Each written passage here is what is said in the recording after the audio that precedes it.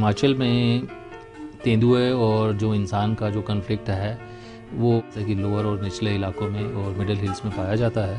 पहले हम समझते थे कि जो भी जानवर किसी को अटैक करता है उसको पकड़कर अपने जू में लाया जाए, उसको सारी उम्र के लिए वहाँ रखा जाए, जो कि ठीक नहीं था। अगर कोई हेल्दी जानवर पकड़ा जाता है तो उसको वापस उसके हैबिटेट में छोड़ देना चाहिए। अगर कोई जानवर बहुत बुरी तरह से घायल है या ऐसी अवस्था में नहीं है कि उसको बाहर छोड़ा जा सके, उसी केसेस में उसको रेस्क्यू सेंटर में रखना चाहिए। हेल्दी जानवर को अपने वापस हैबिटेट में भेज देना चाहिए, जिसमें हम समझते हैं कि जो मैन एनिमल कन्फ्लिक्ट है वो लोकल जगह पर ही उसको हम मैनेज कर पाएंगे।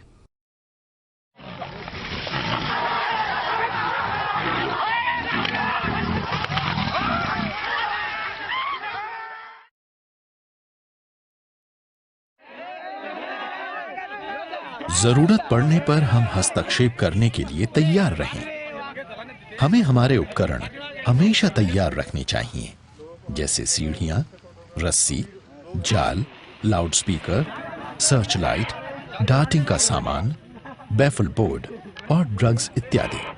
अगर पशु चिकित्सक उपलब्ध हो तो उससे काफी फायदा हो सकता है। किसी भी इमरजेंसी ऑपरेशन का पहला नियम यह है कि बेहतर होगा इसे रात में किया जाए। इसके लिए दिन में ही ये सुनिश्चित कर लें कि वो जगह सुरक्षित हो।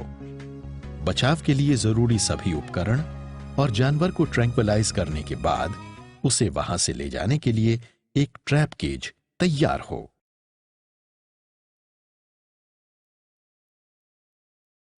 Well, this is the kit which we usually carry for tranquilization, for the capture, for sedation of leopards.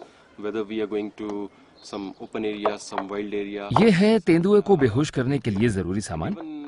चाहे कोई आपात स्थिति हो या पिंजरे में फंसे हुए जानवर से निपटना हो, इस किट में सारी आवश्यक सामग्री जैसे ड्रग्स, इक्विपमेंट इत्यादि मौजूद है। हर पशु चिकित्सक या वन विभाग का कर्मचारी जिसे तेंदुए को बेहोश करना पड़ सकता है, उसे ये किट अवश्य रखनी चाहिए।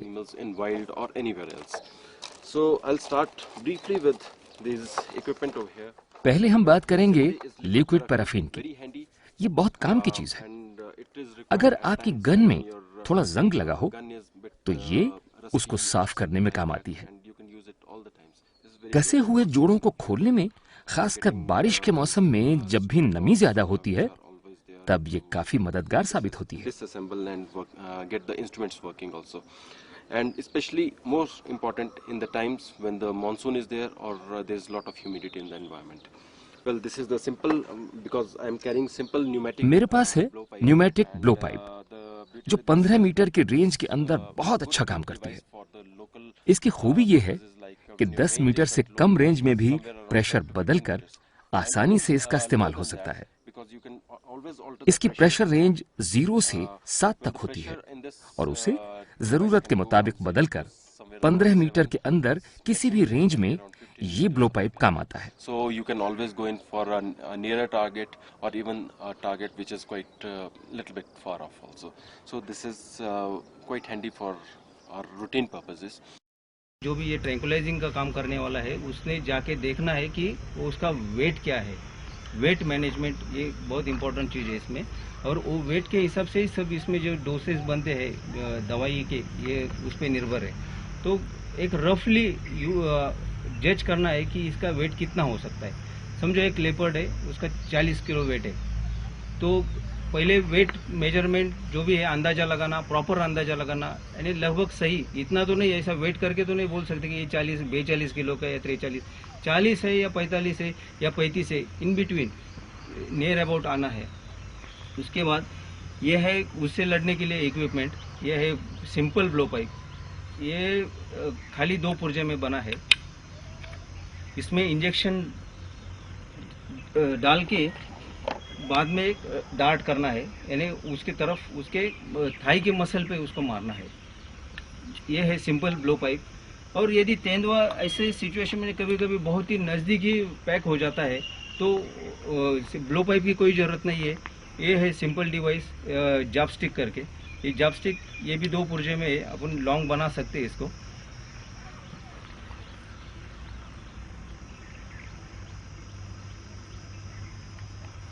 और ये है सिरिंज। सिरिंज में सिंपल नीडल लगाना है और इसमें दवा भर के उसको ऐसे डार्ट करना है, ऐसे ऐसे उसके जो भी मसल्स है उसमें ऐसा इंजेक्ट कर देना है।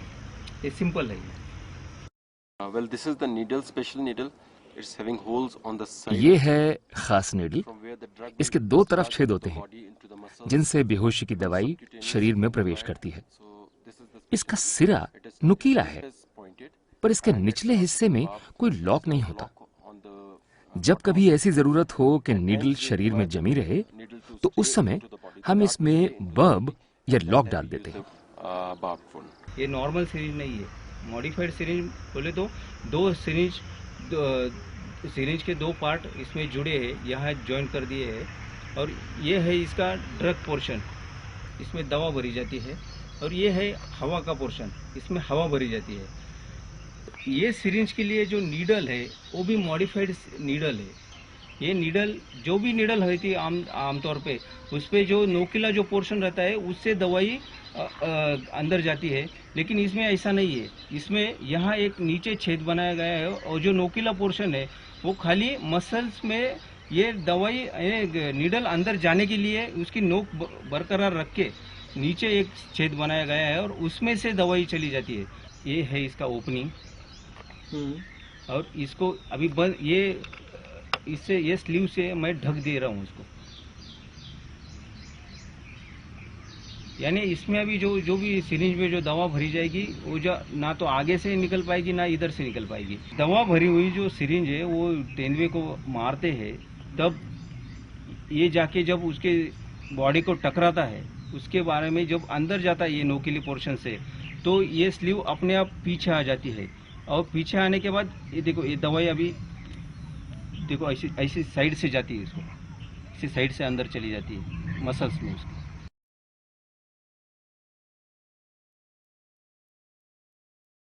Both xylazine and ketamine. ये बाजार में उपलब्ध आम ज़ाइलाज़िन और केटामीन से अलग है। इसमें हर मिलीमीटर में 100 मिलीग्राम की शक्ति होती है। तेंदुए को बेहोश करने के लिए ये दोनों ड्रग्स एक साथ जानवर के वजन के हर 1 किलोग्राम के लिए 1 या 2 मिलीग्राम ज़ाइलाज़िन और 5 मिलीग्राम कीटामीन के हिसाब से इस्तेमाल होती है। And ketamine somewhere around 5 to even a little bit more when required. And supplemental dose is also जानवर को ज्यादा समय तक बेहोशी में रखने के लिए अगर दोबारा इंजेक्शन देना पड़े तो केवल कीटामीन ही देना चाहिए, और वो भी पहली डोज के 20 या 30 मिनट बाद। पर ध्यान रखें कि पहली डोज में कभी भी सिर्फ कीटामीन न दें, क्योंकि सिर्फ कीटामीन देने से तेंदुआ जल्दी होश में आ जाता है। It is only analgesic. There is no muscle relaxation and the animal might be active within no. पहली डोज में सिर्फ कीटामीन इस्तेमाल करने का दूसरा खतरा ये भी है कि तेंदुआ अचानक ही होश में आ सकता है, क्योंकि कीटामीन से मांसपेशियां ढीली नहीं पड़ती। इसलिए चाहे हिमालयन ब्लैक बेयर हो या तेंदुआ, हमें पहली डोज में हमेशा कीटामीन और ज़ाइलाज़िन एक साथ प्रयोग करनी चाहिए, ताकि जानवर ज्यादा देर तक गहरी नींद में रहे।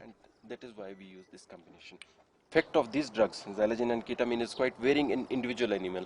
It varies with the temperature. बेहोश करने के वक्त ड्रग्स का असर काफी हद तक जानवर के हालात पर निर्भर करता है।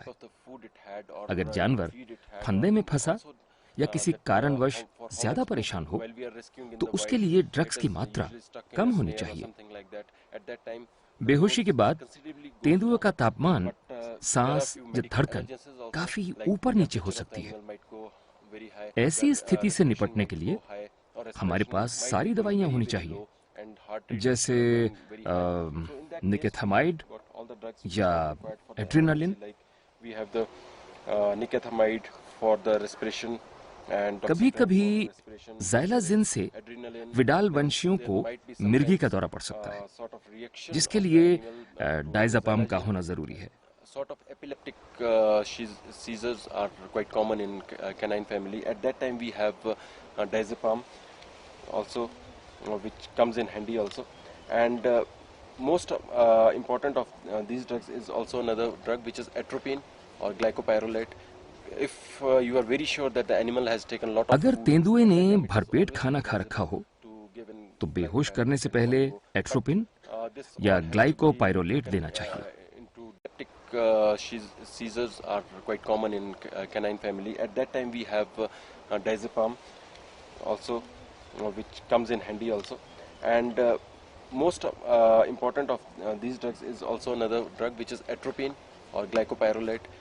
If you are very sure that the animal has taken lot of अगर food, तेंदुए ने भरपेट खाना खा रखा हो to give in तो बेहोश करने से पहले एट्रोपिन this या all has to be, ग्लाइकोपाइरोलेट देना चाहिए। into due पर consideration the ये fact सुनिश्चित that, करें कि animal should not atropine be देने के like बाद anything, and, जानवर भाग न जाए और drug should आप go कीटामिन ज़ाइलाज़िन न दे पाएं। without disturbing the animal, इसलिए because if you give atropine glycopyrrolate or ज्यादातर atropine तभी in दिया this जाता dose, है जब at wait for तेंदुआ 10 minutes, पिंजरे animal might not be there या बंद for कमरे another में हो। shot of xylazine and ketamine. So you have to take that care also. This is especially important while the animal is in the enclosure or in the house or something where from the animal is not going to escape. So that is the basic thing we have to take care also. And instead, in addition to that, we need to have some good long-acting antibiotic also, because if you are dealing with the animal, it is always advisable that you have this sort of antibiotic, like this is long-acting enrofloxacin. Simple antibiotics are also required because animals are generally wounded at the time of their recovery from the wild. They are always इसके अलावा कुछ लंबे समय तक काम करने वाली antibiotics की भी जरूरत होती है, जैसे एंड्रोफ्लॉक्सासिन। रेस्क्यू ऑपरेशन के दौरान जानवर अगर घायल होता है, इसलिए घाव को धोने के लिए दवा और कोई मरहम जैसे बीटाडीन होना चाहिए। मरहम डालकर उसके ऊपर थोड़ा डस्टिंग पाउडर छिड़कना जरूरी है। गर्मी के मौसम में खुले घाव पर अक्सर मक्खियां बैठती हैं और उससे कीड़े पड़ सकते हैं। इसलिए घाव में या जहां इंजेक्शन दिया गया हो, वहां मरहम के ऊपर पाउडर छिड़ककर पॉलीमर वाले किसी स्प्रे से घाव को सील कर देना चाहिए। maggots over there, so we have to put this thing, and finally I seal it with this simple spray, because this has NSAID जैसे एस्पिरिन, पैरासीटामोल, डाइक्लोफिनेक, निमोलिड या आइबुप्रोफेन तेंदुए के लिए इस्तेमाल नहीं किया जाता। किसी एनाल्जेसिक की जरूरत होने पर केवल कीटोप्रोफेन या मेलॉक्सिकैम का प्रयोग करना चाहिए। Ketoprofen or the meloxicams.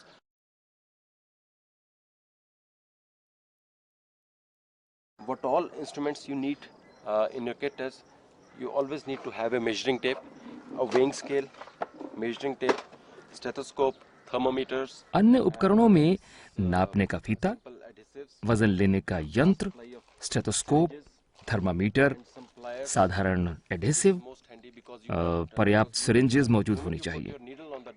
सुई को डार्ट में कसने के लिए प्लायर्स काफी काम आता है। डार्ट में काफी प्रेशर होता है।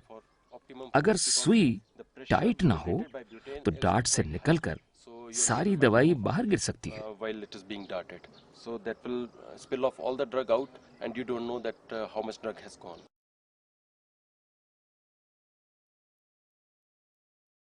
मौके पर सबसे पहला काम होता है भीड़ को नियंत्रित करना। लोगों और जानवर की सुरक्षा के लिए कम से कम 20 मीटर इलाके की घेराबंदी कर दें। पत्रकारों सहित किसी भी व्यक्ति को इस घेराबंदी से आगे न जाने दें।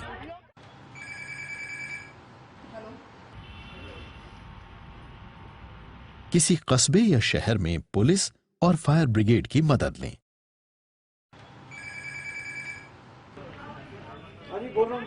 विभागों के बीच का तालमेल बहुत मददगार साबित होता है।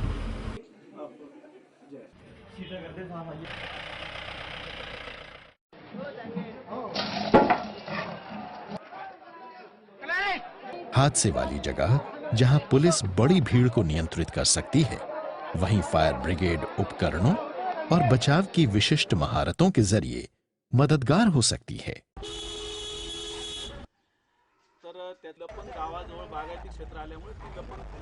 किसी ग्रामीण इलाके में पंचायत या समुदाय के नेताओं की भी मदद लें। सरपंच भीड़ को नियंत्रित करने के लिए, इलाके की घेराबंदी करने के लिए और अभियान में मदद करने के लिए गांव के युवकों की एक टीम तैनात कर सकता है।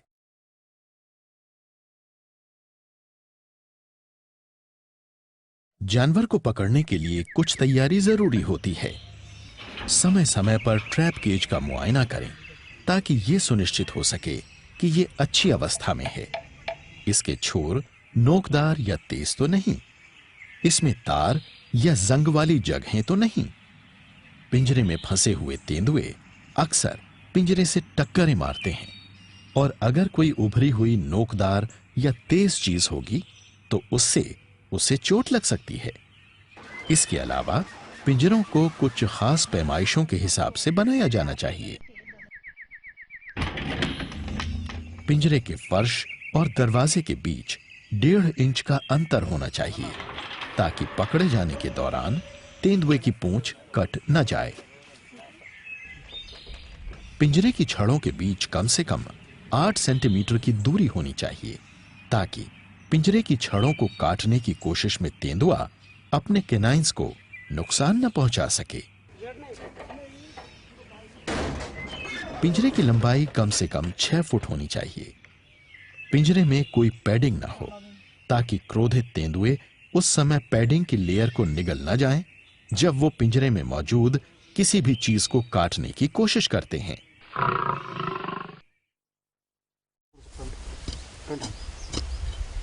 पिंजरा लगाते समय यह सुनिश्चित करें कि यह ठीक से रखा हो और किसी ढलान पर रखते समय ये लुढ़क या पलट न जाए।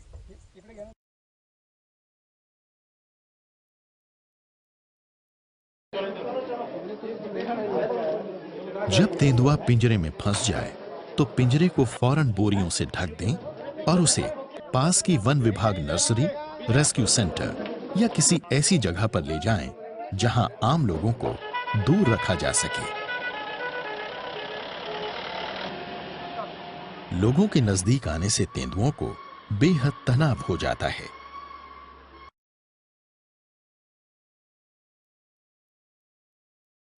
अभी यहाँ एयर प्रेशर क्रिएट करना ये ज़रूरी है ताकि वो तेंदुए को जाके सही जगह पे डांट करके वो दवा अंदर जा सके।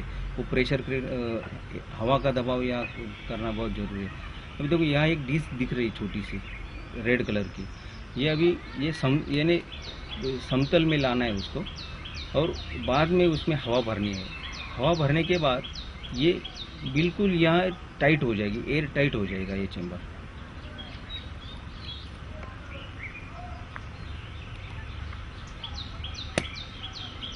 ये देखो बिल्कुल एयर टाइट हो गई है, अभी यहाँ चिपक गई है, एयर टाइट हो गई है। और ये अभी डार्टिंग के लिए तैयार सिरिंज है, यानी जो ट्रैवल करेगी तो वो दौरान उसको सही दिशा देने के लिए ये लगाया गया, स्टेबलाइजर पीछे लगाया गया है इसमें। ये अभी सिरिंज रेडी हुए और रेडी सिरिंज बाद में ये ब्लो पाइप में भरना है। ये ब्लो पाइप से ज्वाइन करके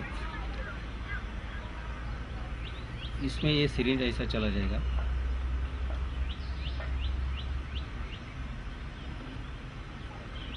हल्के हाथों से उसको अंदर डालना है क्योंकि ये जो ट्विस्ट हो गई तो अंदर चोकअप हो जाएगी करके, ये भी ध्यान रखना है। जहाँ भी तेंदुआ बैठा है वहाँ सब आइडियल पोजीशन तो नहीं ले सकते, लेकिन वो एंगल लेके फिर डार्ट करना है क्योंकि यदि गलत तरीके से डार्ट होता है तो वो डाइवर्ट हो जाएगा। किसी चीज़ से सिरिंज टकरा है तो उसका दिशा बदल जाएगा, तेंदुए तक नहीं पहुंच पाएगा। और ऐसे प्रयास जब भी बार बार हो जाएंगे तो तेंदुआ भी होशियार हो जाता है कि कुछ तो भी ये कर रहे हैं एक्सपेरिमेंट, वो सही पोजीशन नहीं मिलेगी अपने, तो करके ये भी ध्यान में रखना है। बाद में ये डार्टिंग के लिए ऐसा लेके उसके थाइज में पीछे की थाइज जो है वो पोर्शन पे डार्ट करना है। हवा का दबाव पूरा लेके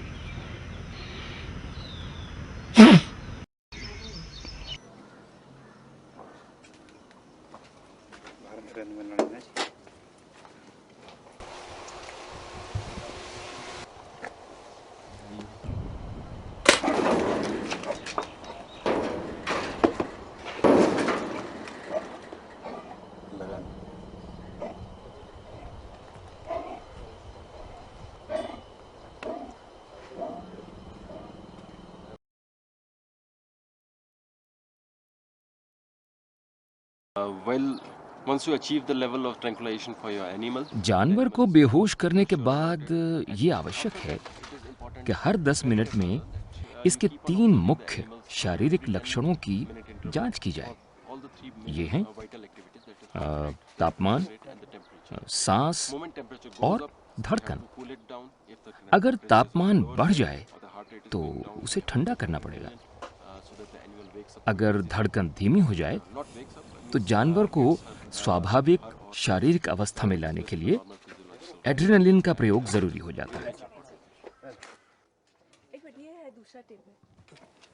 and also while the animal is down, we have to keep on looking at the vital signs of इस दौरान ध्यान रखें कि तेंदुआ अचानक होश में ना आ जाए। so that we don't put our ऐसे खतरे से बचने के लिए undue risk हम जानवर के कानों के हिलने पर नजर रखते हैं with the reflexes on the या समय समय पर उसके पंजे एक साथ दबा कर देखते हैं।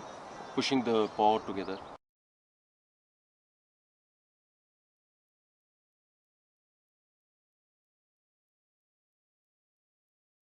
ये है पैसिव RFID उपकरण।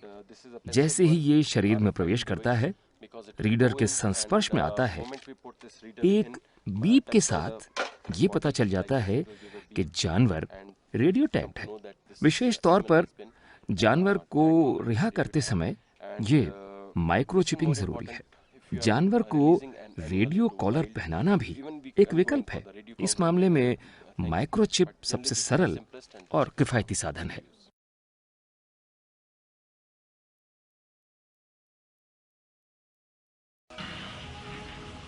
हर फॉरेस्ट रेंज में कुछ ऐसे बड़े पिंजरे होने चाहिए जिनमें जानवर को पकड़ने के बाद रखा जा सके। वन्य जीव संरक्षण अधिनियम के अनुसार किसी तेंदुए के लिए खुराक लेने या आराम करने के बाड़े का न्यूनतम आकार 2 गुणा 1.5 गुणा 2 मीटर होना चाहिए। पिंजरे में एक से ज्यादा तेंदुओं को कभी न रखें। उनमें आपसी लड़ाई अक्सर नहीं होती, लेकिन तेंदुए अकेले रहने वाले जीव हैं और ऐसी स्थितियों में उन्हें जो तनाव होता है उसका अंदाजा इंसान नहीं लगा सकते।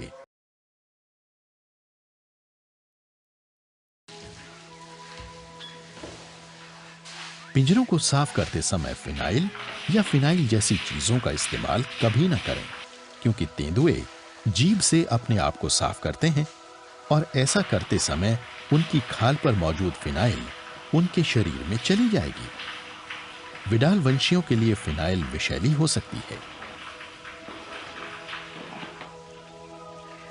सफाई के लिए 1 लीटर पानी में 50 ग्राम ब्लीच मिलाकर उसका इस्तेमाल करें।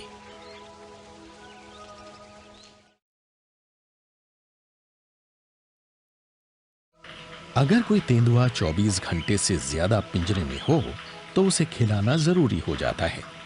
इससे कम समय की अवधि में उसे सिर्फ पानी ही पिलाएं। पानी पीने वाली जगह पिंजरे में एक साइड में करीब 3 फुट की ऊंचाई पर बनाएं, क्योंकि अगर पीने का पानी फर्श पर रख दिया जाए तो तेंदुए अक्सर उसी में मल कर देते हैं।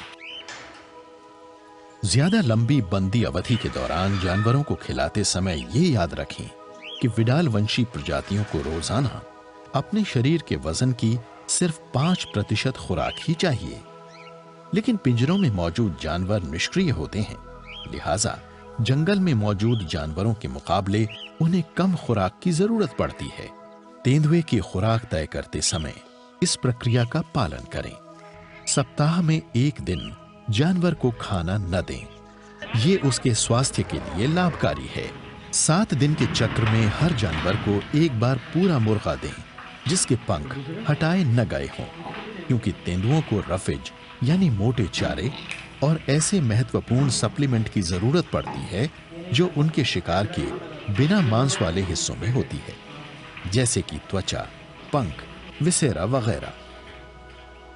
हफ्ते के बाकी 5 दिन ये सुनिश्चित करें कि प्रतिदिन जानवर को हड्डियों के साथ 2 से 2.5 किलो से ज्यादा मांस न खिलाया जाए।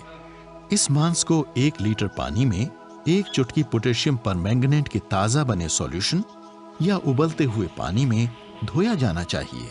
जिन जानवरों को सिर्फ मसल और बोन खिलाई जाती हैं, उनके लिए सप्लीमेंट्स बहुत जरूरी हैं। कैल्शियम कार्बोनेट के 2 चम्मच और विटामिन ए सप्लीमेंट का 1 चम्मच, उदाहरण के लिए ब्रिवीटा पाउडर या 10 ग्राम कच्चा लीवर प्रति किलो मांस में लंबी अवधि के लिए पिंजरे में रखे जाने वाले तेंदुओं को रोजाना दिया जाना चाहिए। ध्यान रखें कि फास्फोरस का इस्तेमाल खाने की चीजों में न करें। बंदी दशाओं में फास्फोरस की मात्रा केवल मसल वाली खुराक दिए जाने के कारण ज्यादा हो जाती है। इसलिए अगर कैल्शियम सप्लीमेंट नहीं दिए जाएंगे तो जानवर हड्डियों की बीमारी और लकवे का शिकार हो सकते हैं।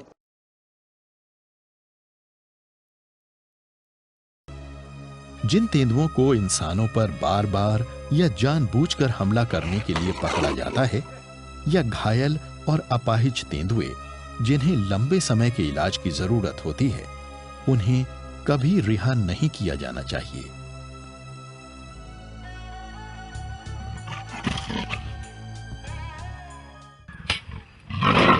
तेंदुओं को छोटी अवधि के लिए कैद में रखने के दौरान पिंजरों को तिरपाल की शीट से ढक देना चाहिए और इन जानवरों को इंसान कम से कम नजर आने चाहिए। जिन तेंदुओं को इलाज के लिए डांट किया जाए, बेहतर होगा कि उन्हें 1 हफ्ते के अंदर रिहा कर दिया जाए। बचाव अभियानों के दौरान डांट किए गए तेंदुओं को जितनी जल्दी हो सके ज्यादा से ज्यादा 12 घंटे के अंदर रिहा कर देना चाहिए। इनकी रिहाई रात में ही बेहतर समझी जाती है, और वो भी पकड़ने वाली जगह से 10 किलोमीटर की परिधि के अंदर।